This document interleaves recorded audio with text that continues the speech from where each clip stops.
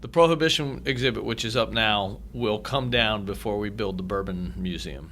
The KDA is a sponsor of Prohibition, but at the end of 2017, Prohibition is coming down, and we are building. The way you said that makes it sound horrible. They're a sponsor of Prohibition. Right. This podcast of Bourbon Pursuit is in partnership with thewhiskeywash.com, a lifestyle website for news and reviews for people who like whiskey, and for those who think a life without whiskey has no style. Thewhiskeywash.com.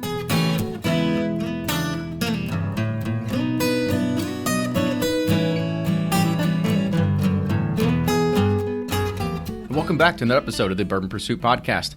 My name is Kenny, and we've got Ryan here today, and we are on site, and we are actually drinking something today that was sent in by one of our listeners back, I believe it was episode 22, when we were just kind of going back and talking about, looking the history of our past episodes, and we threw a little Easter egg in there. Ryan, you want to remind everybody of the kind of Easter egg at the very end of the show we did? Yeah, so we entice people to go on iTunes and do a review for the podcast, and we would send you a free sample, and the response was overwhelming. We got like 30 5-star reviews. I guess everybody was excited about the lineup we were sending out, but I think it went well, and I think we're going to do it again, right? I think we should at some point. I think that's a very good idea. Yeah, we got some promotional products, some koozie stickers, something we can give our biggest fans. I think so too. So we're actually sipping on something that Josh Menke sent us back. He was actually so thrilled to be somebody that reviewed, and we sent him something, and he just wanted to do us a favor and send something back. And so he sent us back a Stranahans Snowflake Pikes Peak 2014 vintage, and we are here trying it right now. And I think it's different, right? I mean, I think he sent it to us because he knows that we are, Kentucky bred, bourbon snobs, very, very big bourbon snobs when it comes to only anything Kentucky. But I'm surprised at how good this is. Yeah, it's not bad. I mean, it's we drink bourbon all the time, so it's good to change it up. I was a big fan of the Parker's malt just because it you throw it in there and it's different from what you're drinking, and I think this does the same thing for me. I think it's pretty similar in that almost kind of taste and flavor profile too. It's pretty easy, right? Yeah, it doesn't have like a very high rye kind of burn to it or anything like that. But well, cool. So let's go ahead and we will kick off the show. So today on the show we have Andy Treinen. Andy is the director of marketing at the Frazier History Museum. So Andy, welcome to the show. Thanks for having me, guys. And if I knew you were going to bring me bourbon, we'd have done this months ago, right? This is great. Thank you. Do it every week. It's great to taste a different bourbon. This is the first time I've tasted anything in a long, long time from outside the state of Kentucky. But like you guys, I'm game to try some bourbon. Absolutely. Always got to mix it up a little bit. So let's talk about something that we always do with all our guests. So kind of talk about your introduction to bourbon. Where did it start? Well, I'm born and raised in Cincinnati and worked in television for 25 years before I came here to the Frazier. And when I was in Cincinnati, I started drinking, and I think a lot of people probably are introduced to bourbon through Maker's Mark. Oh yeah. It's a wheated bourbon, a little sweeter taste. So I would cap off my long TV days with a Maker's Mark at the end of the day, and then I moved to Kentucky. I moved to Milwaukee and then Kentucky, and now I have 40 different brands. Everybody's craft bourbon. I want to try everything. I want to get my hands on everything. I want to be on the urban bourbon trail as an individual, not a bar, with the 50 different brands. So I like everything now. I like all the different things that people are bringing out. If I drink a Maker's Mark now, it's probably a Maker's 46 because your palate evolves a little bit. You like the French oak better? Yeah, I like what the wood does to it. Nice. And adding the wood, those staves for the next phase of the 46. I know it took them a long time to get there because they were trying to get the perfect blend, but I think they nailed it. Awesome. So talk about what is the Frazier History Museum. I know people in Louisville. Well, I hope they know what it is, but for anybody that's outside of Louisville, talk about what the museum is. Well, this museum's really a new museum. The museum started in 2004. It was founded as an arms museum. Owsley Brown Frazier of Brown Forman is our original founder, is the gentleman who gave literally about $300 million to the city of Louisville in one way or another. Frazier Rehab gave money to U of L, gave money to Bellarmine. He had some really cool stuff, and his friends talked him into starting a history museum.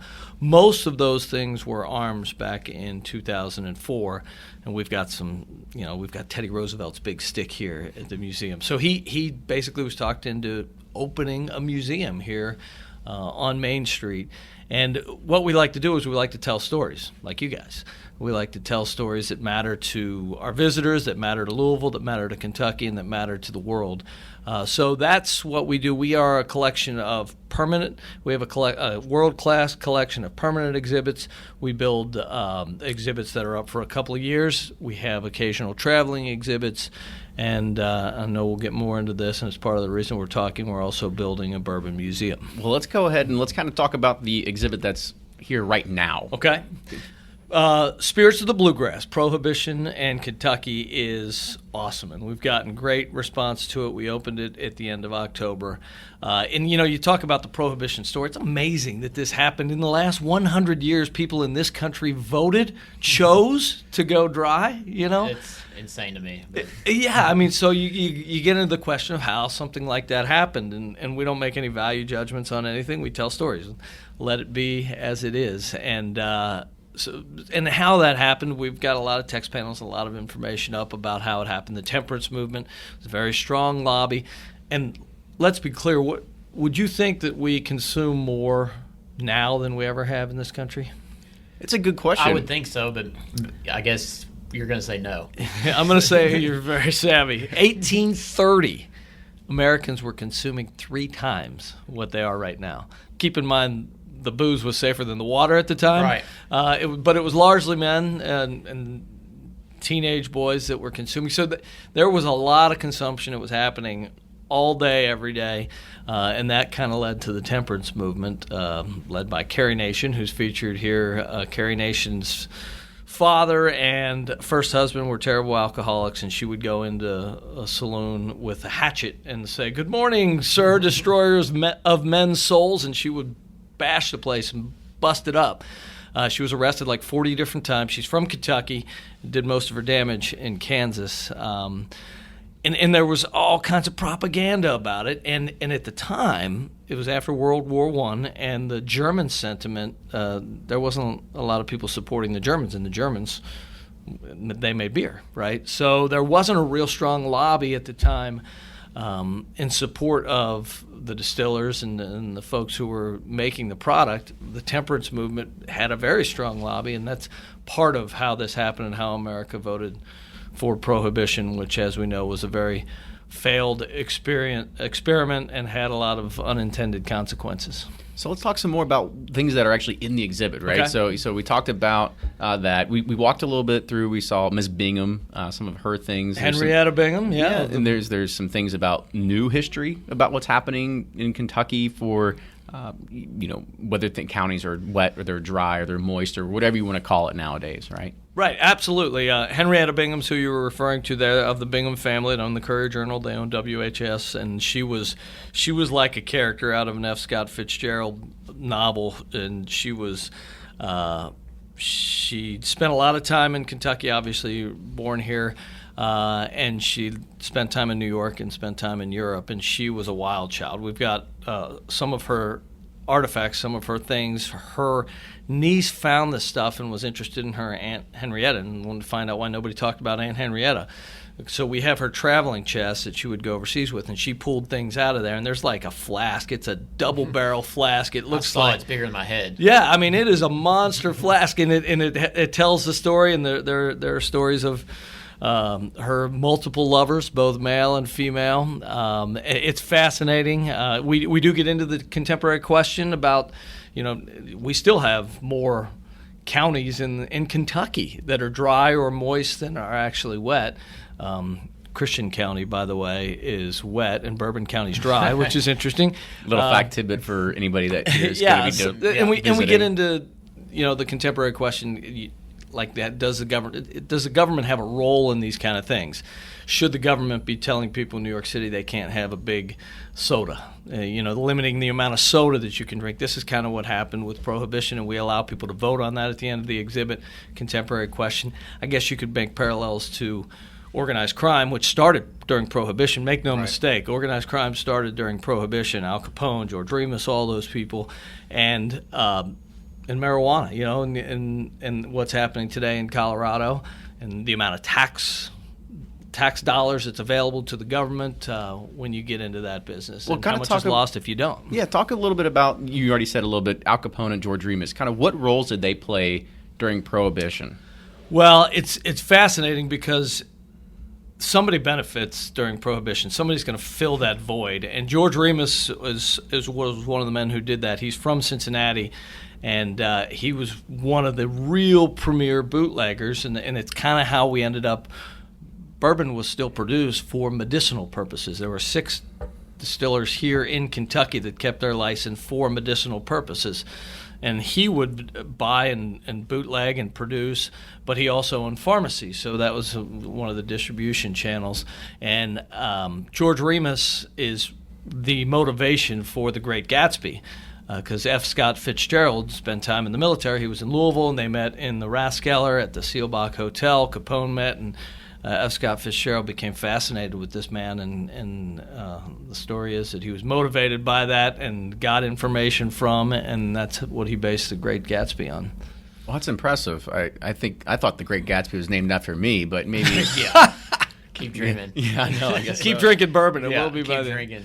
Yeah. So I guess why did they decide to do a Prohibition here at the museum? I know with shows like Boardwalk Empire, it's kind of brought the Prohibition to light, and a lot of people are interested now in it. Yeah, there's no question. And part of the reason we decided to do it is, who can tell the story better? Right. Who's more affected by it than the state of Kentucky? You could argue that the wine industry in California and the beer makers up to the Northeast, but we are one of the home bases for that story. We've got all these real artifacts from the time, from the raids and the guns that were used during the raids, to the stills that were bashed up still with their marks in them. All of those things can be found. All the distillers and the medicinal bottles and some of the original prescriptions are in there. We've got I guess doctors made $40 million writing prescriptions for bourbon during Prohibition. And it wasn't just take 2 tablespoons of bourbon. It was take 2 tablespoons of Old Forester bourbon. It was specific to the brand. So we thought we could tell the story really well, and our curatorial staff has done an amazing job. They have told the story very well, and we're getting great response to the exhibit. So what do you think are some of those most prized possessions that you have at the current exhibit right now? It varies from we've got a number of cars that were used during Prohibition, and they were purported to be delivering milk and poultry and bread, but they were actually bootlegging trucks that ran through the hills of Kentucky. Those are really cool.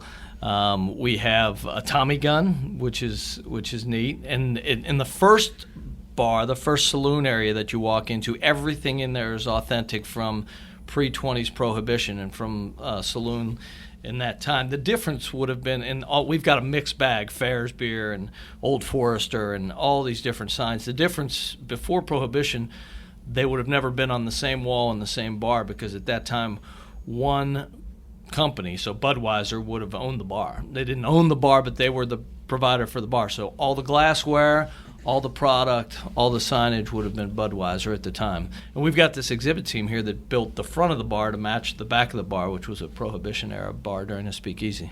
So talk about the future of what this exhibit is going to mean in the future of, quote unquote, your relationship with the KDA, or the Kentucky Distillers Association. Yeah, that's crucial, and they are partners in this Prohibition exhibit, the Kentucky Distillers Association, and they are integral partners and so important to this future bourbon museum. And we have to have them because they bring in all the big distillers. Everybody's building their own thing, right? Right.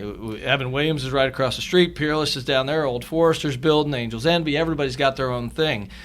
So we have to be in partnership, and we got to be very clever about how we do it, and we have to incentivize this experience to all of them because we need them. So what we are going to be is the initial stage, the launching pad for the Bourbon Trail, out into the county for all those bourbon tours. So how do we do that? We come up with partnerships, and these are examples. None of these are vetted out, but say we create a decanter that's only available for purchase here, the only place you can get it. And then if you want to do something really cool for another X amount of dollars, if you care to, you can take it out to, pick one. Take it out to Maker's Mark, and you can get it filled directly out of a barrel there. So it's one of those bourbon experiences that you guys know bourbon enthusiasts love. They want to get something, that nobody else can get their hands on. So we've got to be real clever with creating all those partnerships with all the distillers and convincing them of how there's value in that for them, and they all have to be different. I think it makes sense that it's the starting point because when you go to each distillery, you learn each individual's story, but you can come here and kind of learn the whole gamut of stories and everything tied together before you kind of go seek out which ones you want to. Yeah, and this place is going to look very different. Make no mistake. It's not going to feel like a museum. It's going to feel more like a hub. Yeah, you got a bar in there too. Yeah, there's going to be activity here. There's going to be the tours that are going to be starting here and ending here. It's going to be a very different experience with a lot more foot traffic, and we have all kinds of ways that we're going to make that happen. And you're right, all of the distillers tell their own story, and they're all true, but they're all told through the lens of the distillers, right? They're all told through the lens of their historical perspective, and we're going to get into why Kentucky, why the limestone, the water, the shipping, the river, how all those things and everybody's telling the story of the Bourbon Barons, and we all know who they are, and it's still remarkable to me that the men who started this all lived within X amount of miles, and now we're responsible, through all these years, 95% of the bourbon production in the world. But what about, people who've worked, out at one of these distilleries in their third generation working out there, and there are so many great stories that we've determined can't be told anywhere else in the world other than right here. And how many things in Louisville, Kentucky can have that how many things can this city have that kind of a hold on, and this state have that kind of a hold on? I mean, we love our bourbon, we love our basketball, we love our horse racing, For sure. So this puts us in that game, right? Absolutely. Because when convention business comes to town from Colorado or San Diego, Kentucky Derby is a pretty good brand. The Kentucky Derby Museum is a great place to be, and Slugger Museum, they've got a great brand, and you can't even get into a Louisville, Kentucky basketball game, so they don't play that game. So they now know, the world knows us as this bourbon producer, and this will be the place that they can come to learn about that story and why we are and how we roll. Talk about the expansion and some of the things that you will be able to see in this, I don't know, you call it exhibit? Like, what are you going to call it? It's a great question because I struggle. It's bigger and better than an exhibit or an exhibition, but it is not going to define the Frazier because we will still have all these world-class artifacts, and we will still be a history museum, but this will be a magnet destination for bourbon tourism. And I've got my work cut out to me to figure out what to call it. I'm not going to commit to anything right now. We've got some ideas floating around, but we now own some properties to the immediate right of this building, and some of those will be repurposed, and part of the experience will be either made better or lived through some of those buildings.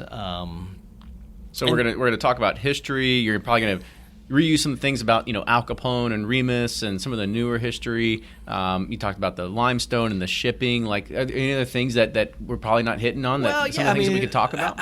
How great of entrepreneurs these people have been over the years, and the recreation all the way back to Brown-Forman being the first company to, hey, let's put it in a bottle. Everybody's going before that time. Everybody would go to the pub or they'd go to a barrel and they'd get a direct pour, and you didn't know exactly what you were getting in there. And Brown-Forman said, let's put it in a bottle so people can see that it's pure, that it's clean, and then they can sell in mass levels. To recreating themselves after the downturn in the 80s, and bourbon had to absolutely recreate itself. Bourbon had to recreate itself after Prohibition. How creative were entrepreneurs in that time, some of them shipping tens of thousands of barrels overseas because they had it produced, some of them finding a way to continue to produce for medicinal purposes, all the way up to today's craft bourbon industry, or the Samuels family going with the wax dip. I mean, all those things, these are not people who are just hanging out, working in just bourbon production and just blue-collar jobs. These are brilliant people who are finding a way to recreate their product. So that's one of it. Enchanted will be about the land, about Kentucky. The Enchanted aspect will be about the land of it. It's a refined product, although we are sitting here in my office on a Tuesday afternoon at 3 o'clock drinking bourbon. It is a refined product. It's not something That's that... for sure. Yeah, I mean, it's not something that you enjoy by guzzling and consuming large quantities of. Or maybe you do. I mean, there's no problem whatever with that. the quantity is. But there is a culture to it that it's generally a refined product, and the KDA and the Frazier and all, every single distiller out there wants their product consumed, but they also want it consumed responsibly. Right. So there's another thing that you kind of mentioned is that you're planning this expansion. You own some buildings. I think that I read were donated by the daughters of Mr. Frazier, and we didn't really talk about the location. To talk about the location of where the Frazier is and how the build out and how that's really going to be affecting really the tourism of what's going to be happening in Louisville. Yeah, it's crucial. We're on Main Street. 829 West Main Street, right here on Main Street. We're right across the street from the Slugger Museum, for those who are familiar with the Big Bat. This was Whiskey Row, and many of our partners are recreating themselves. Old Forester's recreating themselves with the distillery right down the street. And bourbon tourism is a thing, right? So much of a thing. Yeah, I think we had 700,000 visitors last year, an all-time high. Yeah, 750,000 visits to distilleries. Now, some of them visited more than one, probably. Right. Yeah, generally. So I don't know if it's 750,000 people, but it's a big number, make no mistake. And that doesn't even touch on what's happening on Main Street. So we think there are two different markets. There are the people who are, that's an investment in your time, your energy, and your money to go out to the distilleries, and we are going to make that experience 100% a possibility for everybody. But there's also this urban bourbon experience, which the distillers are all, Jim Beam's got a place at 4th Street Live now. They're all building right here. So that might be a different audience. Now, for guys like you two and me, we're both. Right. We'll take in both of those experiences. But some people come to town and they're here for a convention. They don't have time to go invest an entire day or 2 days. Yeah, because it's 100 miles. 100 plus miles you're doing to see everything. So they'll have that experience right here on Main Street, and the city is very invested in it. The KDA is very invested in it. The CVB is very invested in it. In fact, the city just trademarked the term bourbonism for the first time. So bourbon tourism, bourbonism is a trademarked phrase by the city. So yeah, we think we're in the perfect location, and for both the urban bourbon experience and for the bourbon experience out into the Kentucky counties. Well, that's awesome. So let's talk more about the museum and some of the things that the events that you guys have been holding. Right, we heard. At least I read about the Old Forester Speakeasy series. Yeah. Kind of talk about that and what are the next ones, and kind of the amount of people that are showing up to these things. Yeah, it's been great. And this is audience development because I'm not going to lie to any of your listeners. We are a history museum, and for some people, there's not an interest in just if you put history. It doesn't matter if it's the Frazier History Museum or any other history museum. You put the history museum at the end of it, and they're not interested. Well, we're going to make people interested because we're going to get people in here through these audience development programs, and they're going to realize what a cool place it is and what kind of cool experiences that they can have here. So that was the concept behind the Old Forester Speakeasy series. We went to Old Forester. They're on board. They want to get young. They want to get hip. They want young people drinking their product. So we launched this 4-part series. We did the first one February 18th and didn't know exactly what kind of response we'd get, but young people know what a speakeasy is, and they know the flapper era. They know, and they came in droves. I was hoping for about 200 people. We had 420 people here, most of them 20s and 30s, all dressed up. We had J. Michaels in here. They were doing hairstyles at no cost to anybody. We had a guy in here giving dance lessons for people, jazz dance lessons. We had Carly Johnson playing on the stage in the speakeasy. Marketplace restaurant at Theater Square provided the food. Art Eatables was here, and people had a blast. We did a Survey Monkey afterwards. Everybody had a good time. So we've got 3 more of those coming up this year, and we just think they're going to get bigger and better. We've got to be creative about programming them, different kind of bands. Cirque Louis is going to be here next time. We're going to have women hanging down from the silks, a la Pink from the Grammys. They're going to be around. Billy Goat Strut Review is going to be the band for that next one. So we're excited about what that holds. We've got somebody down there doing card tricks. So the next one is June 17th. It's Friday. It's the only in the series that's a Friday. The other ones are all Thursday nights. And that's a Friday because it's part of the Bourbon Affair, the KDA Bourbon Affair. And so they have some play in it, and the day worked better for the Bourbon Affair, and just made a deal with Swig yesterday. It's going to be a Swig event. So that's exciting. And then we've got one on a Thursday night in August and a Thursday night in October. So we encourage anybody that wants to come check out the Frazier, get dressed up, come on down, drink some bourbon. There's a signature cocktail. Old Forester, Jackie Zycan, their master bourbon specialist, is making. She's a guest on the show. Yeah, she's making. Yeah, I saw that when I was doing some research. She's making a signature cocktail for all of the 4 events, and you can come. And the last one, we allowed people to make their own. They got to squeeze their own grapefruit and mix their own cocktail. I think there are 2 signature cocktails for the next one, so that's another one of the things that people get to experience. So we're excited about it. So is it just a big party? People can just come and they just dress up and kind of just mingle? Is that the whole premise of it? Right on. Yeah, there's music, there's good music, good food, and good bourbon. And what else makes a good party? And we program all the other stuff around it. And we had a contest to see who was the best dressed for the last one. Honestly, guys, I was expecting 20 people, maybe 10 different couples. There were like 130 people that lined up when we called for the contest, and I was like, oh shoot, how am I going to judge this thing? Yeah. So then I convened a group of people, and we found a system quickly to go through and let the crowd be a part of phasing people out. It was just fun. It was fun. Do you have to have a ticket, or how do you have to get get in? Yeah, it's a ticketed event. Okay, cool. And we will their tickets will be on sale for this next one starting the end of this week, so through most of the end of April, May, and June, you can buy a ticket to the next Speakeasy. Nice. And it looks like price is $35, so $35 for the next one. Now, and I'll be completely honest with you, the last one was a $15 affair. This is part of the KDA, part of the Bourbon Affair, and that's why it's a slightly higher ticket. So we're just going to provide more value for that ticket. And then we don't know what the ticket will probably fall somewhere between for the last two, $20-25 for the August and the October event. But this next one, pressure's on us. We got to blow it out and make people have a great time. We might do drinks on the roof. I don't know if you've seen our roof. It's one of the best. It's one of the best views in the city. So we might provide a cocktail hour on the roof. We got to set the bar higher and higher. Amen. Kenny, tell Lauren clear her calendar. We'll go down. Yeah, we got to have you guys come down for it. We'd love to have you. We can make that happen. So for anybody else that's listening, so you got Friday, June 17th is the next one during the Bourbon Affair. Then you got Thursday, August 18th, and then Thursday, October 20th. So go ahead and start planning your trips to Louisville now.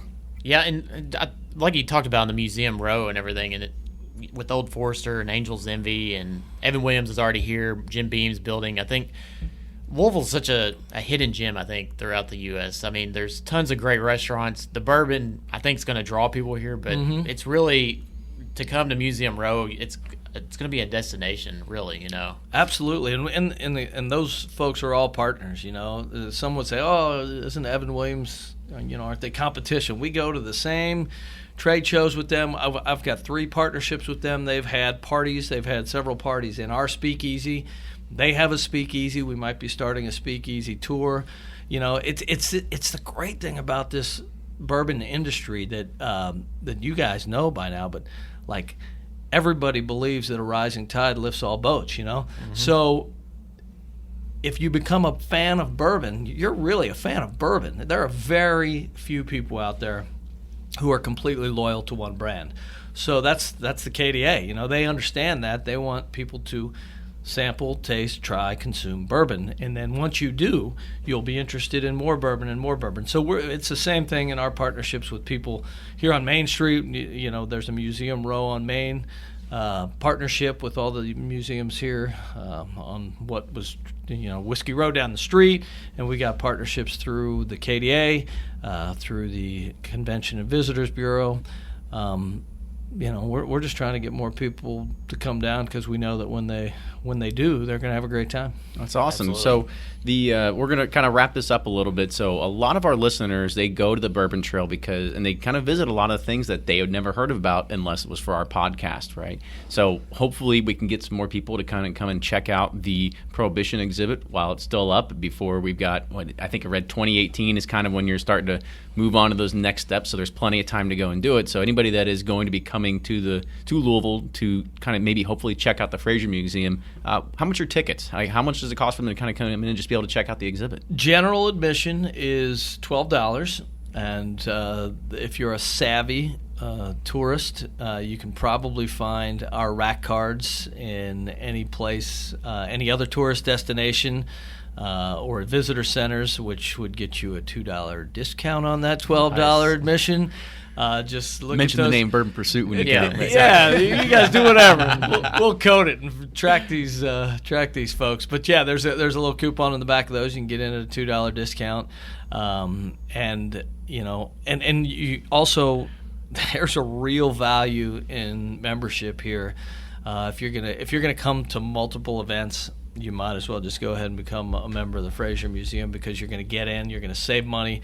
Membership's a value proposition, but then you're going to get messaged about all of our events going on. You're going to get to do those cocktails on the roof type things, those exclusive experiences that members get that the regular visitors might not get. That's awesome. So if anybody wants to get a hold of you, how do they do that? Well, you can contact me right here at the Frazier History Museum. You can find me at Treinen, Treinen, at fraziermuseum.org. Send me an email. I'd give you my cell phone, but I don't want to go quite there. That's okay. I wouldn't either. He can send you those $2 coupons. Yeah. Well, Andy, thank you again for being on the show today. This was fantastic to understand more about it. I had the opportunity to go and actually see the exhibit, I'd say probably a few months ago. And when I was there, I was putting all kinds of pictures on Instagram. So anybody that wants to kind of see some of the things that are at the exhibit, go ahead and check out our Instagram page. Yeah, it's a really cool exhibit. I remember reading about it a few months ago in the Courier Journal about the partnership with KDA and the Prohibition site, and I just think it totally makes sense. You know, everything is coming to Main Street. It's happening here, and why not start off, you know, your bourbon destination here at the Frazier Museum and get, you know, the whole picture of how this all came together. So I think it's a really cool event, not event, but place to come visit. So we always talk about when we go and talk to distilleries and you do a tour, it's always like, oh, you hear about everything from the grain to the production of the bourbon, right? But there's this whole other thing that sometimes you might forget about, which is the history of it. Why did it even happen? Why are we even here? Why does everybody search for Prohibition bottles and they actually want to try to drink them, right? Like, what are these? Why do we want to search for those kind of things, right? So I think it's a pretty awesome thing that you guys are doing here. Well, we appreciate you guys coming in, and anytime you want to come back, you can come on in as my guest. We'd love to have you. Well, yeah, if you're going to bring bourbon, I mean, you can come tomorrow. We can do this again, right? For sure. Daily show. You know, bi-weekly. We don't want to push things. Right. Happy hour. Happy hour with Andy's. All right. Well, thank you so much. If you like what you hear, make sure you subscribe to us on iTunes. You can follow us on Instagram and Twitter at Bourbon Pursuit. You can also like us on Facebook. It's facebook.com/Bourbon Pursuit.